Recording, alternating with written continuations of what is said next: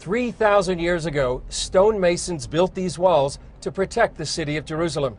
Archaeological evidence indicates that the one who commissioned and oversaw this construction was King Solomon. For centuries, writings attributed to King Solomon have circulated outside the Bible, not as a single book, but as fragments. Texts like the Testament of Solomon describe a version of Solomon far different from the one most people know. Not just a king, but a figure connected to knowledge that later traditions struggled to preserve. Scholars have long treated these writings as separate, pieces that emerged in different places, different languages, different centuries. But there's always been a problem. The patterns are too consistent, the same structures, the same hierarchies, the same kind of knowledge, repeating across texts that were never supposed to be connected. And that's where the story changes. Because within the Ethiopian Orthodox Tewahedo Church, where some of the oldest biblical manuscripts on earth have been preserved, there are traditions surrounding texts that were copied but rarely explained. Monasteries like Abba Garima Monastery have guarded writings in Gaias for centuries, some well-known, others not. And according to accounts tied to that tradition,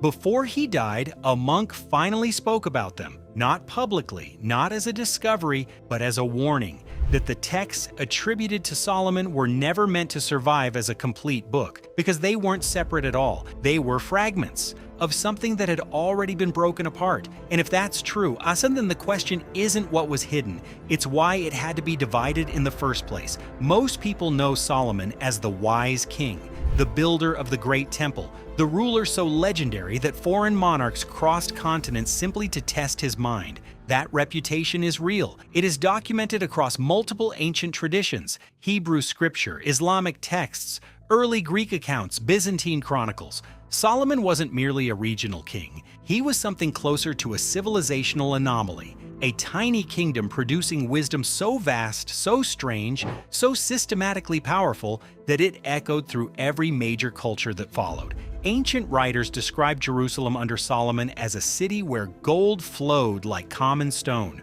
where diplomats arrived as rivals and departed as admirers, where the temple he constructed seemed to defy every engineering limitation of its age. And for centuries, historians accepted this picture: brilliant king, great builder, wise ruler. But there was always something underneath that picture, something the official accounts carefully stepped around, something the religious texts acknowledged but never fully explained. Solomon didn't just know things, he knew things that no human being in the ancient world should have been able to know. And according to the dying monk, that was never an accident. His name, according to the brothers who cared for him in those final weeks, was Brother Tewodros. He was 89 years old. He had entered the monastery as a child, barely 6, brought there by a family that believed the ancient order deserved one more keeper of its secrets. For over 8 decades, he kept them perfectly. Then something changed. In the last weeks of his life, as his body failed and the night prayers grew quieter around him,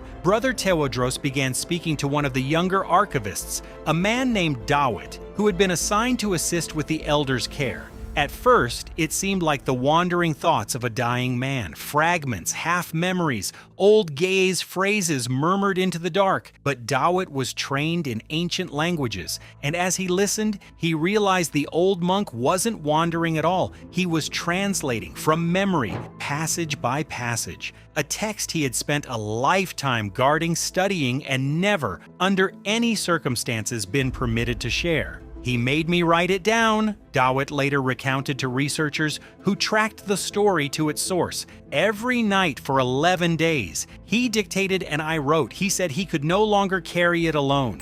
He said the book had been silenced long enough."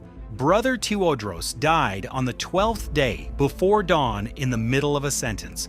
What he left behind was not a complete text, but it was something no outside scholar had ever held, a first-hand account drawn from memory by a man who had read the original manuscript hundreds of times across 6 decades, a man whose entire life had been structured around protecting it. And what that account described was not what anyone expected. To understand why this matters, you have to understand what the Forbidden Book actually is.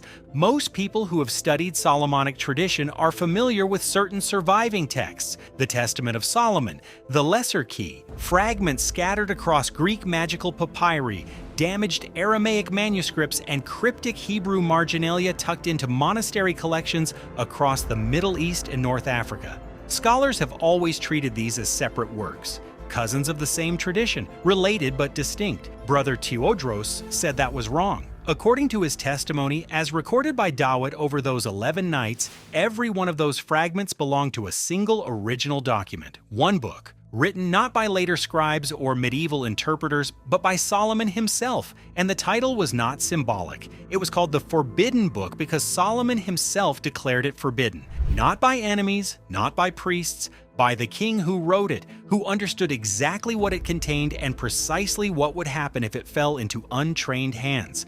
The book had been dismantled deliberately, cut apart, scattered across different regions, encrypted in at least 4 ancient languages, and entrusted to separate guardians who were never told the others existed. It was the most sophisticated information suppression strategy the ancient world ever produced, and it had worked for nearly 3,000 years. The king did not hide the book because he was ashamed, Tewodros reportedly said, his voice barely above a whisper on the 6th night of dictation. He hid it because he was afraid, not of men, of what men would do if they learned too quickly what he had learned. This is where things get disturbing, because what Solomon had learned, according to the monk's testimony, wasn't simply a collection of mystical rituals. It was a systematic, documented encounter with an invisible architecture of reality that existed alongside the physical world, operating by its own rules, with its own hierarchy and its own agenda. And Solomon had mapped it, all of it. Every forbidden power has an origin. According to the passages Tewodros recited, Solomon's authority didn't grow gradually through study or spiritual discipline. It began with a single catastrophic event during the construction of the temple, an event that changed the trajectory of everything that followed. The temple's construction by day appeared normal. Stone cutters working their lines, priests blessing the foundations, architects following the sacred blueprint. But when darkness fell, the work was being systematically undone, not by thieves, not by rival builders, by something that had no name in any language Solomon's scholars knew. Workers reported tools vanishing from sealed rooms, stones shifted overnight in ways no human crew could manage. One young laborer, barely more than a boy, was being directly targeted. He grew weaker each week. His wages disappeared from his pouch without explanation. Those closest to him described something feeding on him, draining his vitality, accessing him through his right hand. When word reached Solomon, his council of wise men offered nothing useful. Prayers were offered, blessings were applied. The situation worsened. So Solomon did something desperate. He prayed not the composed, structured prayer of a ruling king, but the raw, terrified prayer of a man who feared his sacred mission was being sabotaged by forces his wisdom could not reach. What answered that prayer was not gentle. The Forbidden Book describes the visitation in detail so precise it reads like a witness account rather than mythology. A presence so radiantly intense that Solomon described the air around it as vibrating. A voice that didn't travel through the ears so much as arrive already inside the mind. And in the entity's outstretched hand, a ring, small, gold, engraved with a symbol from no alphabet Solomon's scholars could identify. The instruction was clear and brief. Wear this, speak the true names, bind what cannot otherwise be bound. When Solomon woke, the ring was real. He tested it immediately. He confronted the entity that had been sabotaging the temple, spoke a name drawn from a source he couldn't fully explain, and watched as the creature was yanked into visible form as if seized by an invisible force. Powerless, kneeling, unable to refuse. And this is where things get disturbing, because what Solomon did next revealed the kind of mind he actually possessed. He didn't destroy the creature. He interrogated it, and then he sent it to capture another. What emerged from that chain of interrogations was something no ancient text had prepared Solomon to find. He had expected chaos, formless evil, individual monsters acting on impulse or malice. What he found instead was a government. The invisible world, the one that overlapped with the physical without most humans ever perceiving it, operated with a precision that stunned him. There were ranks, departments, territories, chains of command, beings who administered regions of the unseen world, the way generals administered provinces, kings commanding hundreds of legions. Beneath them, dukes, princes, marquesses, earls, each rank overseeing layers of lesser spirits, each assigned specific functions. Solomon recorded everything, not in the vague, poetic shorthand most ancient magical texts relied on, but with the systematic rigor of a man who understood that incomplete records were useless. He documented names, true and assumed. He mapped domains, desert winds, deep ocean currents, the movement of specific star clusters, the invisible pressure points in the earth where the boundary between worlds grew thin. He cataloged abilities, weaknesses, the specific metals or sounds or spoken sequences that altered each entity's behavior. He recorded the geometric seals, each being used to anchor its identity, not decorative symbols, but functioning signatures, mathematical constructs combining planetary correspondence, sacred geometry, and linguistic encoding in ways that would not be rediscovered for another 2,000 years. Some of what these entities revealed was practical, techniques for lifting and shaping stone that no purely human workforce could replicate. Properties of metals and minerals that advanced Solomon's kingdom in agriculture, medicine, and architecture simultaneously. Insights into the psychology of rival rulers, their fears, their ambitions, the precise points where their composure would fracture under diplomatic pressure. But some of what they revealed was something else entirely, something far larger and far more unsettling than any demonstration of supernatural power. The demons told Solomon the truth about where he actually lived, not Jerusalem, not Israel, not the ancient Near East, reality itself, its actual structure, the one operating beneath the surface that human senses were never designed to detect. According to the testimony Tewodros recited from memory, the entities described existence as layered, not metaphorically layered in the way poets describe inner life, but physically, structurally layered. Stacked dimensions, each one vibrating at a different frequency, each one occupying the same space as the others, none of them visible to a mind tuned only to the slowest, densest frequency of all. The physical world, they told Solomon, is the bottom layer, the heaviest, the most constrained, the one where time moves in only one direction and matter resists every attempt to pass through it. The realms above it, faster, finer, less bound by the rules that govern stone and flesh, were not distant places. They were here, everywhere, simultaneous with the world Solomon could touch. They described geographic locations where the boundary between layers grew thin, places where the dimensional fabric had been weakened by natural forces, specific alignments of the Earth's own energetic structure, or by concentrated human ritual over long periods of time. At these locations, contact between the layers became possible even without the ring. Without preparation, such contact was destabilizing. With preparation, it was transformative. Solomon recognized one of these locations immediately. He was already building his temple on top of it. This is where the monk's testimony becomes almost too specific to dismiss. According to Tewodros, the Forbidden Book does not describe the temple as a religious monument that happened to be built on sacred ground. It describes the temple as a precision-engineered structure designed with full knowledge of the dimensional pressure point beneath it, intended to stabilize and control the contact point, not accidentally access it. Every measurement mattered. Every material choice was deliberate. The sequence of rituals performed within the walls was not ceremonial decoration. It was a calibration process, tuning the structure to maintain stable contact between layers without the catastrophic energetic consequences that uncontrolled access would produce. The Holy of Holies, the innermost chamber accessible only to the high priest only once per year, was not simply the most sacred room in the building. It was the anchor point, the chamber built directly above the thinnest point in the dimensional boundary, the room where the distance between the physical world and everything beyond it collapsed to almost nothing.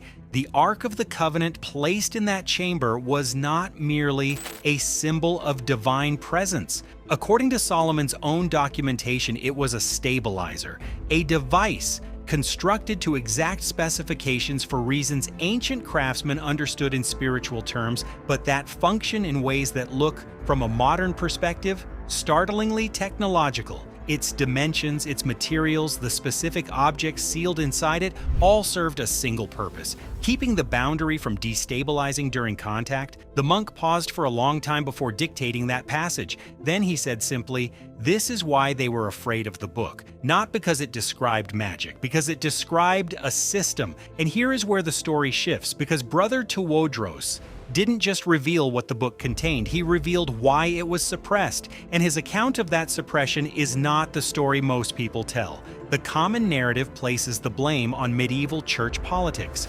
Conservative officials who feared that a reproducible system of spiritual access would undermine religious authority, and that fear was real.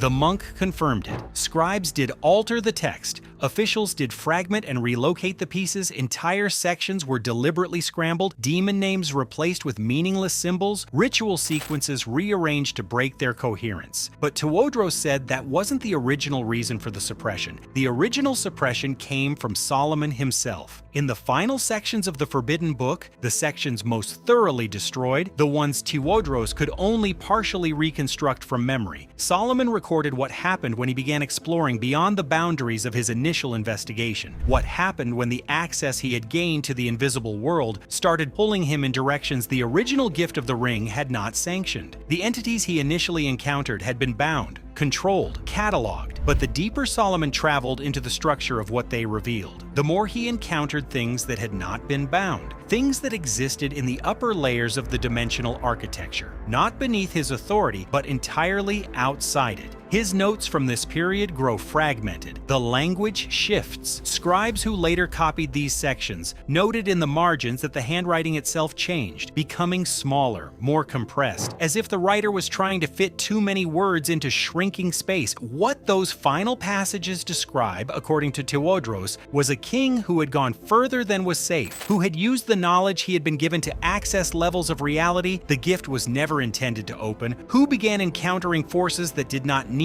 when he raised the ring, and who at the end wrote the suppression order himself. "Seal this book," the monk recited slowly, his voice barely audible on the 9th night. "Let it be scattered. Let no complete copy survive in any single place. What I have learned can illuminate. What I have seen beyond that learning can destroy. Humanity is not ready. Perhaps it never will be." The monk went quiet for a very long time. Then he added, "But I have also seen that knowledge sealed too long becomes dangerous in a different way. Forgotten warnings cannot be heeded, and the forces Solomon encountered did not disappear simply because his book was hidden. Despite everything, the deliberate fragmentation, the institutional censorship, the altered copies, the destroyed sections, the knowledge didn't stay buried. It never does. It moved instead, the way dangerous ideas always move, through back channels, through the hands of scholars who understood what they were holding and couldn't bring themselves to fully destroy it, through Jewish mystics who encoded fragments into early Kabbalistic tradition, embedding Solomonic cosmology into a system that preserved its structure while obscuring its origin, through Islamic scholars who revered Solomon as the prophet Suleiman and maintained surprisingly intact versions of certain passages that the Christian tradition had aggressively edited, through alchemists crossing Europe with manuscripts tucked inside volumes of mathematics, through monastic scribes who made personal copies in private, hidden behind walls, beneath floor stones, in the kind of places that only get discovered centuries later during renovations that no one planned to make. When texts like the Lesser Key of Solomon appeared in the 17th century, the suppression had already failed. The fragments were reassembling themselves through collective scholarly obsession, each generation recovering slightly more than the last. And the traditions that carry Solomon's fingerprints today are everywhere, once you know how to look. The Freemasons built their entire symbolic architecture around Solomon's temple, not as mythology, but as a functional metaphor for interior transformation. Every degree, every initiated teaching, every allegorical reference to the craft of building traces back to the same source. Solomon as the master architect, the temple as the interior self, the construction process as the method of human refinement, refinement. The ceremonial magic traditions that emerged in the 19th century, the Hermetic Order of the Golden Dawn, the ritual systems that followed, went further. They didn't just borrow Solomon's symbolism, they reconstructed his methods. Solomonic seals, angelic and demonic hierarchies, invocation structures, protective geometric forms, planetary correspondences, all of it reassembled from surviving fragments and applied in ritual frameworks that, whether practitioners realized it or not, were reconstructing the original system piece by piece. The Kabbalistic tree of life, with its 10 interconnected realms vibrating at different levels of spiritual density, mirrors with uncanny precision the layered cosmological structure Solomon's entities described. The same basic map, the same understanding of layered reality, just expressed in different symbolic language. Even contemporary practices that trace no conscious line to Solomonic tradition, circle casting, sigil work, the idea that specific spoken sequences alter energetic conditions, carry the DNA of the original system. The knowledge was scattered, it was not destroyed, and according to Brother Tewodros, that was always the risk Solomon understood most clearly. A book can be hidden, the monk reportedly said, near the end of his dictation. A system cannot. Once the doors Solomon opened were opened, they could not be fully closed. The question he could not answer of the one he died without resolving was whether that was the intention all along. Brother Tewodros died before explaining what he meant by that. Dawitt's transcription ends mid-sentence, the ink growing faint, the final words trailing into a margin note that simply reads, "He stopped speaking." The partial account has since passed through several hands. Portions have been shared with researchers in biblical archaeology and ancient languages. Reactions range from profound scholarly interest to careful, considered skepticism. No one who has read it calls it simple, because here is what stays with you long after you've set it down.